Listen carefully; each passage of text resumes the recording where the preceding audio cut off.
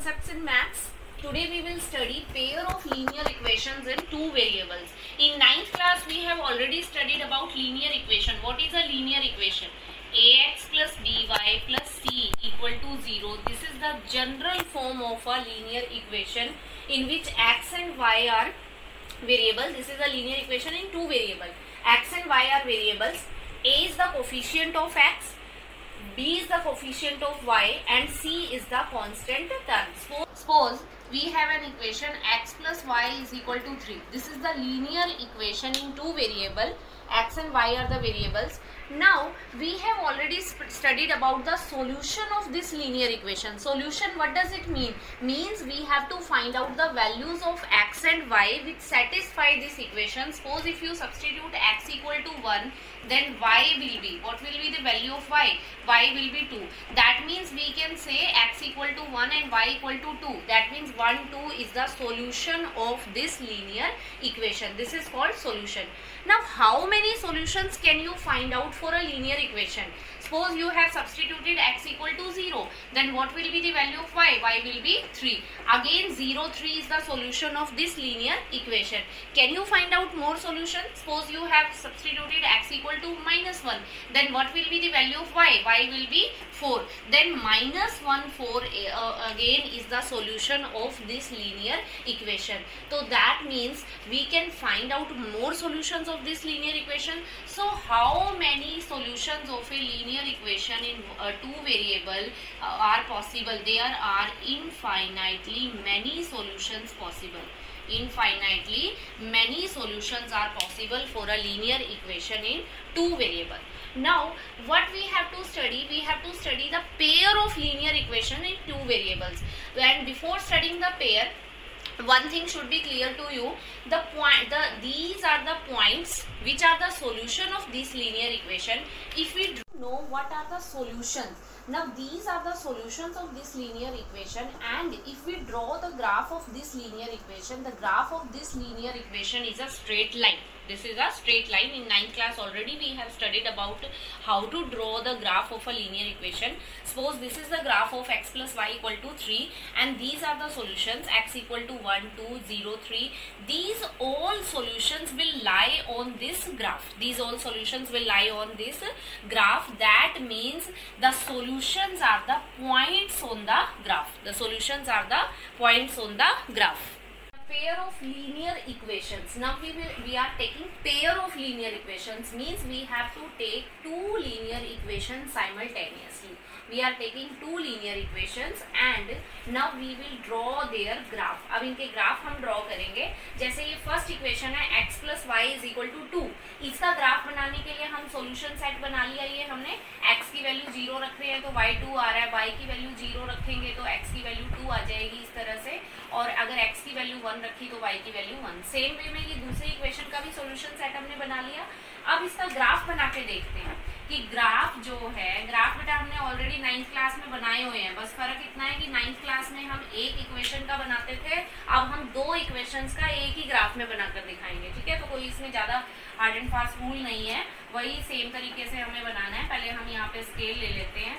यहाँ पे सपोज 0, 1, 2, 3, और इधर भी हमने ले लिया 1, 2, 3. यहाँ पे -1, -2, -3, इस तरफ भी -1, -2, -3. ग्राफ पेपर पे हमें बनाना है. ठीक है, फिर उसके बाद अब बनाओ. पहली इक्वेशन का ग्राफ बनाते हैं. x की वैल्यू 0 है तो y की वैल्यू 2 है, x की वैल्यू 0, y की वैल्यू 2. ये पॉइंट आ गया.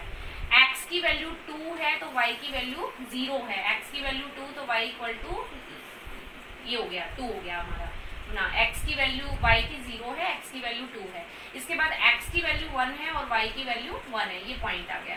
वैसे तो 2 पॉइंट से भी आ जाता है, तीसरा पॉइंट भी हमने ले लिया कि कोई मिस्टेक ना हो तो हमें पता लग जाएगा, क्योंकि तीनों पॉइंट एक ही लाइन के ऊपर आने चाहिए. ये हमारा इसका ग्राफ आ गया. ठीक है, ये फर्स्ट इक्वेशन का हमने ग्राफ बना दिया, स्ट्रेट लाइन ग्राफ आएगा. अब हमें सेकेंड इक्वेशन का भी इसी तरह से बनाना है. ये मैंने सॉल्यूशन सेट लिखा हुआ है.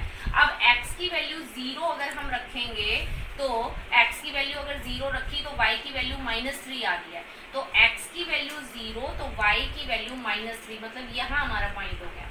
नेक्स्ट है y की वैल्यू अगर 0 है तो x की वैल्यू 1.5 है. y की वैल्यू 0 हमें पता है, x एक्सिस होती है, एक्स एक्सिस पे होती है और एक्स की वैल्यू है कितनी 1.5, 1.5 यहाँ होगा हमारा 1 और 2 के बीच में।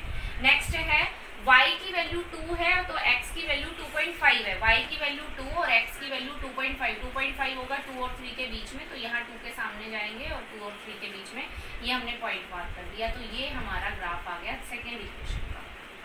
क्लियर है?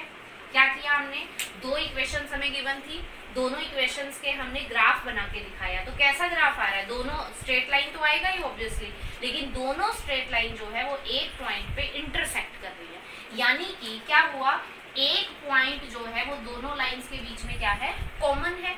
इसका मतलब अभी मैंने पिछले उसमें क्या बताया था कि किसी भी लाइन के ऊपर जो पॉइंट होता है वो उसका सॉल्यूशन होता है। तो ये वाला जो पॉइंट है वो दोनों इक्वेशन का क्या है, सॉल्यूशन है। ये कॉमन पॉइंट हो गया और ये दोनों इक्वेशन का सॉल्यूशन है। अब ग्राफ पेपर में हम इसकी कोऑर्डिनेट इजीली निकाल सकते हैं कि ये एक्स एक्सिस पे कहाँ इंटरसेक्ट कर रहा है, वाई एक्सिस पे कहाँ पर है, इसकी डिस्टेंस हम निकाल के distance from x axis and distance from y axis find out करके इसके कोऑर्डिनेट हम बता सकते हैं और फिर हमें पता लग जाएगा कि इन दोनों इक्वेशन का कॉमन सॉल्यूशन क्या है। राइट, ये फर्स्ट कंडीशन हो गई। अब सेकंड पे आ जाओ, यहाँ भी मैंने दो लीनियर इक्वेशन लिखी हैं, 3x + y = 2, 6x + 2y = 4। अब इनका भी हमें इसी तरह से ग्राफ बनाना है। तो जो फर्स्ट इक्वेशन है इसका हमने सॉल्यूशन सेट बना लिया है कि x की वैल्यू 0 है तो y 2 होगा, x की वैल्यू 1 है तो y -1 होगा। अब हम इसका ग्राफ बनाएंगे। अब ग्राफ प्लॉट करते हैं। ये हमने ले लिया x एक्सिस, यहाँ हो गया हमारा y एक्सिस। अब x एक्सिस पे स्केल ले लेते हैं 0, 1, 2, 3, इधर भी हम स्केल ले लेते हैं 1, 2, 3, 4, 5। यहाँ नेगेटिव वैल्यूज आ जाएंगी -1, -2, -3, -4, -5। इधर नेगेटिव -1, -2, -3, -4 लाइक दिस। ठीक है, अब देखो पहला वाला ग्राफ बनाते हैं। x की वैल्यू 0 तो y की वैल्यू 2, x की वैल्यू 0 है तो y की वैल्यू 2 है, ये पॉइंट आ गया। नेक्स्ट है x की वैल्यू 1 तो y की वैल्यू -1, x की वैल्यू 1 तो y की वैल्यू -1, ये पॉइंट आ गया। नेक्स्ट है x की वैल्यू -1 तो y की वैल्यू 5 है, x की वैल्यू -1 है तो y की वैल्यू 5 है, ये पॉइंट आ गया। इन तीनों पॉइंट्स को आपस में ज्वाइन कर दे तो ये हमारे पास आ गया इस इक्वेशन का ग्राफ। पहली इक्वेशन का आ गया ग्राफ। अब हम सेकेंड इक्वेशन का ग्राफ बनाएंगे। x की वैल्यू 0 तो y की वैल्यू 2, यही सेम पॉइंट आ रहा है। x की वैल्यू 1 तो y की वैल्यू -1, यही सेम पॉइंट आ रहा है। नेक्स्ट है x की वैल्यू 2 तो y की वैल्यू कितनी है, -4। x की वैल्यू 2 है तो y की वैल्यू हमारी है -4। x की वैल्यू यहाँ पर हमारे पास x = 2, 6 2 जा 12 हो गया और 4 - 12 -8, तो x की वैल्यू 2 है, x = 2 तो y = है -4, ये पॉइंट आ गया। अगर अब हम देखें तो ये सारे पॉइंट जो है ये पहले वाली लाइन के ऊपर ही आ गए। ये हमारे सारे पॉइंट्स जो हैं वो फर्स्ट लाइन के ऊपर ही हैं। ये वाला पॉइंट भी यहाँ है, सेकंड पॉइंट यहाँ आ रहा है, थर्ड पॉइंट भी इसी लाइन के ऊपर आ रहा है। तो जो सेकंड लाइन है वो हमारी फर्स्ट वाली लाइन के ऊपर ही आ गई, फर्स्ट वाली लाइन के ऊपर ही आ गई। अब क्या बताया था कि जो पॉइंट्स लाइन के ऊपर होते हैं वो उसके सॉल्यूशन होते हैं। इसका मतलब जो फर्स्ट इक्वेशन के सॉल्यूशंस है वही सेकंड इक्वेशन के सॉल्यूशंस है, क्योंकि उसी लाइन के ऊपर ही सारे पॉइंट्स आ रहे हैं। ठीक है, ये हमारा सेकंड केस हो गया। अभी हम इसको फर्दर दोबारा डिस्कस करेंगे 1 बाय 1। अब थर्ड पे आ जाते हैं। नेक्स्ट क्या है, ये इक्वेशन 2 मैंने लिए हैं, इनके सॉल्यूशन सेट हमने लिखे हुए हैं। अब इनका हम ग्राफ प्लॉट करते हैं। ये x एक्सिस हो गया, ये y एक्सिस हो गया, ये हमारा 0, 1, 2, 3, इधर 1, 2, 3, यहाँ -1, -2, इधर भी हम ले लेते हैं -1, -2। राइट, अब इसका ग्राफ प्लॉट करते हैं। फर्स्ट केस देखिए, x की वैल्यू 0 तो y की वैल्यू -1 है, x की वैल्यू 0 तो y की वैल्यू -1, ये पॉइंट आ गया। नेक्स्ट है x की वैल्यू 1 तो y की वैल्यू 0, ये x एक्सिस के ऊपर आ गया। नेक्स्ट है x की वैल्यू 2 तो y की वैल्यू हो गई हमारी 1, ये इधर ये पॉइंट आ गया। अब इनको हमने ज्वाइन कर दिया तो ये हमारा फर्स्ट इक्वेशन का ग्राफ आ गया। Clear? Next third case, second case, x is 0, y is -1.5, x की वैल्यू 0 है तो y की वैल्यू -1.5 है। देखो x 0 होता है और y की वैल्यू हम लेते हैं तो इसका मतलब y एक्सिस के ऊपर ले रहे हैं, तो y एक्सिस के ऊपर ये हमारा यहाँ पे पॉइंट आ गया, ठीक है। ये सेकंड नेक्स्ट पॉइंट।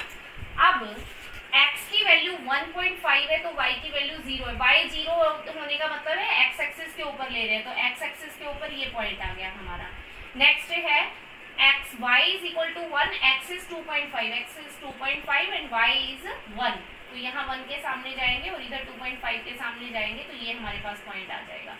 अब इनको ज्वाइन करें तो ये हमारे पास सेकेंड इक्वेशन का ग्राफ है, ये सेकेंड इक्वेशन का ग्राफ है। अब अगर हम देखें तो ये जो दोनों ग्राफ है ये एक दूसरे के पैरेलल चल रहे हैं, और पैरेलल लाइंस का मतलब हमें पता है पैरेलल लाइंस के बीच में डिस्टेंस हमेशा सेम रहता है, means they never meet each other, ये कभी भी मिलेंगी नहीं। नहीं मिलने का क्या मतलब हुआ कि इनके बीच में कोई भी कॉमन सॉल्यूशन नहीं है। क्या पढ़ रहे हैं हम पढ़ रहे हैं pair of linear equations in two variables. Pair of linear equation in two variables के बेटा हम सॉल्यूशंस सीख रहे हैं कि इनके सॉल्यूशन, एक इक्वेशन का हमने 9th क्लास में पढ़ लिया कि अगर एक सिंगल इक्वेशन हमें दी हुई है तो उसके इनफाइनाइटली मेनी सॉल्यूशन होते हैं, लेकिन अगर हमें पेयर दिया है मतलब दो लीनियर इक्वेशन दी है तो उनके सॉल्यूशन कितने हो सकते हैं। तो यहाँ मैंने 3 अलग अलग कंडीशन लेके तुम्हें ग्राफ प्लॉट करके दिखाया है। फर्स्ट कंडीशन में दो इक्वेशन जो हमने ली उनका ग्राफ इस तरह से आ रहा है, इनको बोलते हैं इंटरसेक्टिंग लाइंस। ये कौन सी लाइंस होती हैं? Intersecting lines. अगर ग्राफ जो है वो किसी एक पॉइंट पे इंटरसेक्ट कर रहा है तो ऐसी लाइंस को कहा जाता है इंटरसेक्टिंग लाइंस। और ऑब्वियसली अगर एक पॉइंट पे इंटरसेक्ट कर रही है तो मतलब इनका एक सॉल्यूशन पॉसिबल है। अब जो सेकंड वाला ग्राफ है इसमें क्या है, एक ही लाइन के ऊपर दूसरी लाइन आ गई, मतलब सारे पॉइंट्स कॉमन हैं, तो ऐसी लाइंस को कोइंसिडेंट लाइंस बोलते हैं। ऐसी लाइंस क्या कहलाती हैं? Coincident lines. मींस जितने भी पॉइंट्स है लाइन के ऊपर वो सारे ही सॉल्यूशन है। और हमें पता है एक लाइन के ऊपर कितने पॉइंट्स होते हैं? There are infinitely many points. Infinitely many points होते हैं एक लाइन के ऊपर। इसका मतलब ऐसी जो पेयर ऑफ लीनियर इक्वेशन है इस टाइप में उनके कितने सॉल्यूशंस है? Infinitely many solutions. Third case पे आ जाइए। थर्ड केस में यहाँ मैंने जो इक्वेशंस ली हैं उनका ग्राफ अगर हमने बनाया तो ग्राफ जो है वो पैरेलल लाइंस आ रहा है। पैरेलल लाइंस कहीं पे भी मिलती नहीं है, they will never meet each other, means they have no common solution। उन दोनों का कोई भी कॉमन सॉल्यूशन पॉसिबल नहीं है, कोई ऐसा सॉल्यूशन नहीं है जो दोनों इक्वेशंस को क्या कर दे? सेटिस्फाई। तो तीन कंडीशंस है। एक है वन सॉल्यूशन में ग्राफ कैसा आएगा? एक ही पॉइंट पर इंटरसेक्ट करेंगे, इंटरसेक्टिंग लाइंस। सेकंड है infinitely many solutions. Second case क्या है? Infinitely many solutions. ग्राफ कैसा आएगा? Coincident lines. थर्ड केस क्या है? पैरेलल लाइंस है ये, इनको हम पैरेलल लाइंस कहते हैं। और पैरेलल लाइंस जो है they will never meet each other, that means they have no solution. इनका कोई भी सॉल्यूशन पॉसिबल नहीं है। नो सॉल्यूशन मींस ग्राफ क्या होगा? पैरेलल लाइंस है। तो ये हमें तीनों कंडीशंस याद होनी चाहिए कि पैरेलल लाइंस में किस तरह का कौन सा सॉल्यूशन पॉसिबल है, कोइंसिडेंट लाइन में कौन सा सॉल्यूशन पॉसिबल है, इंटरसेक्टिंग लाइंस में कौन सा सॉल्यूशन पॉसिबल है। या फिर वन सॉल्यूशन के लिए ग्राफ किस टाइप का होगा, इनफाइनाइटली मेनी सॉल्यूशन के लिए किस टाइप का ग्राफ होगा, और नो सॉल्यूशन के लिए किस टाइप का ग्राफ होगा। ये तीनों कंडीशन तुम्हारे सामने है, तीनों एक एक एग्जांपल है। इसको हम आगे फिर फर्दर कंटिन्यू करेंगे। अभी बेटा हमने ग्राफ बना लिए दो लीनियर इक्वेशन के। अब ग्राफ बना के हम बता सकते हैं कौन सा सॉल्यूशन पॉसिबल है। वन सॉल्यूशन है, वन सॉल्यूशन है, इनफाइनाइटली मेनी सॉल्यूशन है, या नो सॉल्यूशन है। अब क्वेश्चन है कि क्या हम बिना ग्राफ बनाए, without graphical representation, can we tell that which type of solution the two equations have? अगर बिना ग्राफ बताए क्या हम बता सकते हैं कि दो इक्वेशंस का कौन सा सॉल्यूशन होगा? The answer is yes, we can tell. Now this we study by taking this general example. I have written two equations, linear equation in two variable in general form. ax plus by plus c equal to 0 general form होती है। तो मैंने दो equation लिए इसलिए मैंने इसको a1x plus b1y plus c1 equal to 0 लिखा है। इसको a2x plus b2y plus c2 equal to 0 लिखा है। a1 a2 are the coefficients of x, b1 b2 are the coefficients of y, and c1 and c2 are the constant terms, right? Now the first condition, पहली condition हमने क्या पढ़ी थी, intersecting lines. पहली condition थी intersecting lines, जो graph है वो इंटरसेक्टिंग लाइंस था। उसका सॉल्यूशन कौन सा था, वन सॉल्यूशन। सॉल्यूशन कौन सा था, वन सॉल्यूशन। अब बिना ग्राफ बनाए हम कैसे बताएंगे कि अगर जो दो इक्वेशन हमें दी हैं उनका कौन सा सॉल्यूशन है या कौन सा किस टाइप का ग्राफ बनेगा। तो उसके लिए हम क्या करते हैं, हम x और y के कोफिशिएंट्स का रेशो निकालेंगे, साथ में कांस्टेंट टर्म्स के भी रेशो निकालेंगे और उस रेशो की हेल्प से हम बताएंगे कि किस टाइप का सॉल्यूशन पॉसिबल है। तो फर्स्ट कंडीशन है कि इनफाइनाइटली या वन सॉल्यूशन के लिए a1 by a2 means x के कोफिशिएंट्स का ratio is not equal to b1 by b2 means y के कोफिशिएंट के रेशो के इक्वल नहीं होना चाहिए। अगर ये रेशो इक्वल नहीं आ रहा है तो इसका मतलब कौन सा सॉल्यूशन है, वन सॉल्यूशन है। और जो ग्राफ है वो कौन सा है, इंटरसेक्टिंग लाइंस। पहले एक बार कंडीशंस देख लेते हैं, फिर हम इसका एग्जांपल भी देखेंगे। फिर सेकंड है, नेक्स्ट है कौन सा ग्राफ था हमारा, कोइंसिडेंट लाइंस।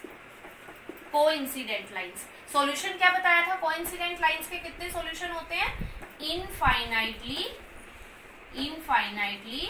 Many solutions. ठीक है, coincident lines infinitely many solution. Condition है इसमें a1 by a2 is equal to b1 by b2 is equal to c1 by c2 means हमें रेशो फाइंड आउट करना है x के कोफिशिएंट्स का, y के कोफिशिएंट्स का और साथ में कांस्टेंट टर्म्स के। अगर ये तीनों रेशो इक्वल आ जाते हैं तो इसका मतलब कोइंसिडेंट लाइंस है और सॉल्यूशन कौन से हैं, इनफाइनाइटली मैनी सॉल्यूशंस है। ये सेकंड कंडीशन। अब थर्ड पे आ जाते हैं। थर्ड हमारा क्या था, पैरेलल लाइंस। ग्राफ जो था वो पैरेलल लाइंस था, राइट। और सॉल्यूशन क्या बताया था, नो सॉल्यूशन। पैरेलल लाइंस है तो ऑब्वियसली नो सॉल्यूशन होगा, ठीक है, नो सॉल्यूशन है। कंडीशन क्या है इसमें कोफिशिएंट्स की, a1 by a2 is equal to b1 by b2 means x और y के कोफिशिएंट, x के कोफिशिएंट्स का रेशो y के कोफिशिएंट के रेशो के इक्वल होगा, but not equal to c1 by c2। लेकिन c1 by c2 means constant term के रेशो के इक्वल नहीं होना चाहिए। तो दैट मीन्स जो है वो कंडीशन किसके लिए हो जाएगी हमारी, पैरेलल लाइंस के लिए। और कंडीशन और इसका ग्राफ क्या होगा, जैसे सपोज हमारे पास इक्वेशन है, सपोज इक्वेशन है x plus y is equal to 3 और सेकेंड इक्वेशन है, सेकेंड है 2x plus 3y is equal to 5. Suppose we have these two equations. Now you find out this condition a1 by a2 means x के coefficients का ratio. देखो यहाँ x का coefficient कुछ नहीं है, मतलब 1 है, तो कोफिशिएंट का रेशो आ रहा है 1/2। a1 by a2 की वैल्यू कितनी आ रही है हमारे पास, 1/2। अब यहाँ से अगर हम निकाले b1 भी 1 हो गया और b2 हो गया 3, तो b1 by b2 कितना आ रहा है, 1/3 and 1/2 we know that is not equal to 1/3। तो फर्स्ट कंडीशन हमारी आ रही है। अगर हम ग्राफ बना के देखें इस इक्वेशन का तो क्या ग्राफ आएगा हमारा, इंटरसेक्टिंग लाइंस आएगा, मतलब वन सॉल्यूशन है। क्लियर। अब सेकंड है कोइंसिडेंट लाइंस। अब इसके लिए मैं कंडीशन लिख रही हूँ, इक्वेशन है x plus y is equal to 3 और सेकेंड इक्वेशन है 2x plus 2y is equal to 6। 2x plus 2y is equal to 6। अब यहाँ देखो a1 by a2, a1 again 1 है, a1 by a2 आ गया हमारा 1/2, b1 by b2 again 1/2, c1 by c2 3/6। 3/6 को अगर हम सिंप्लीफाइड फॉर्म में लिखे तो अगेन ये भी क्या है, 1/2 है। तो तीनों रेशो इक्वल आ गए। तीनों रेशो अगर इक्वल आ रहे हैं तो इसका मतलब कौन सी कंडीशन है, coincident line, infinitely many solutions. ठीक है, नेक्स्ट पे आ जाते हैं, इसका एग्जांपल लेते हैं। Suppose we have x minus y is equal to 3 और यहाँ हमारे पास दिया है 2x minus 2y is equal to -6, right. ये एग्जांपल है। अब इसमें देखिए x का कोफिशिएंट यहाँ पे 1 है, x का कोफिशिएंट यहाँ 2 है, तो रेशो कितना आएगा, 1/2। a1 by a2 की वैल्यू कितनी आ रही है, 1/2। b1 by b2, b1 कितना है, -1, b1 कितना है, -1, b2 कितना है, -2। माइनस से माइनस कैंसिल, अगेन ये 1/2 आ गया, इधर भी 1/2, इधर भी 1/2। अच्छा यहाँ निकालो 3 अपॉन में -6, 3 अपॉन में -6, तो 3 बन जा 3, 3 2 जा 6, इट इज -1/2। अगर हम देखें तो फर्स्ट 2 रेशो इक्वल है 1/2 1/2, लेकिन थर्ड रेशो हमारा -1/2 आ रहा है, ये इक्वल नहीं है। तो ये तीसरी कंडीशन आ गई हमारे पास कि अगर पहले दो कोफिशिएंट का रेशो बराबर आ जाए और तीसरा रेशो इक्वल ना हो तो दैट मीन्स कौन सा सोल्यूशन है, पैरेलल लाइंस है, और कौन सा सोल्यूशन होगा, नो सोल्यूशन होगा। क्लियर है? तो ये 3 सिचुएशंस है। एक हम ग्राफ बना के देख सकते हैं, ग्राफ बना के बता सकते हैं कौन सी लाइंस आएंगी, कौन सा सॉल्यूशन होगा। यहाँ मैंने क्या बताया, बिना ग्राफ बताए डायरेक्ट रेशो निकाल के हम बताएंगे, कोफिशिएंट्स का रेशो की हेल्प से हम बताएंगे कि कौन सा सॉल्यूशन होगा। क्लियर? अब इसमें एक चीज और मैं ऐड कर रही हूँ, अगर हम देखें यहाँ पे इंटरसेक्टिंग लाइंस या कोइंसिडेंट लाइंस, इंटरसेक्टिंग लाइंस में कितने सॉल्यूशन पॉसिबल थे, 1 सॉल्यूशन। कोइंसिडेंट लाइंस में कितने सॉल्यूशन पॉसिबल थे, infinitely many solution. Mean solution तो दोनों केसेस में ही पॉसिबल है इन इक्वेशंस का। ऐसी इक्वेशन जिनका सॉल्यूशन पॉसिबल होता है, ऐसी इक्वेशंस को हम कहते हैं कंसिस्टेंट। इसको हम क्या कहते हैं, कंसिस्टेंट। ये जो पेयर्स है इक्वेशंस के, ये क्या कहलाएंगे, कंसिस्टेंट कहलाएंगे। लेकिन अगर हम थर्ड केस देखें तो यहाँ तो नो सोल्यूशन है, मीन सोल्यूशन पॉसिबल नहीं है, इन दोनों इक्वेशन का कॉमन सोल्यूशन पॉसिबल नहीं है। तो ऐसी इक्वेशन जिनमें सोल्यूशन पॉसिबल नहीं है उनको हम क्या कहते हैं, inconsistent. These are called inconsistent. तो ये हमने बेटा आज पढ़ा लीनियर इक्वेशन के बारे में। सिंगल लीनियर इक्वेशन का हम ऑलरेडी पढ़ चुके हैं, इनफाइनाइटली मेनी सॉल्यूशंस होते हैं।